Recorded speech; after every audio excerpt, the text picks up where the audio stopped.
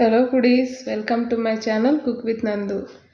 ఈరోజు recipe easy and tasty gulab jamun. అందరూ ఈజీగా చేసుకునే విధంగా ఎలా చేయాలో నేర్చుకుందాం.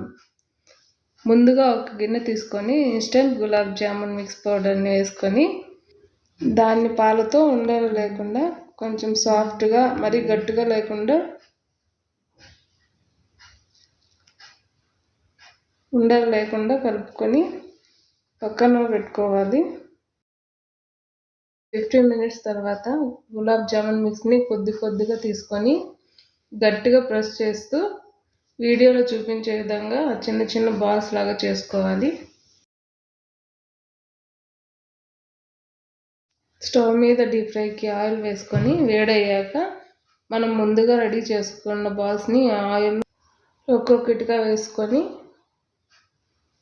ఈవెన్గా గరిటతో తిప్పుకుంటూ ఉండాలి. గ్యాస్ లో ఫ్లేమ్లో పెట్టుకొని గరిటతో తిప్పుకుంటూ గోల్డెన్ బ్రౌన్ కలర్ వచ్చే వరకు ఫ్రై చేసుకొని పక్కన పెట్టుకోవాలి.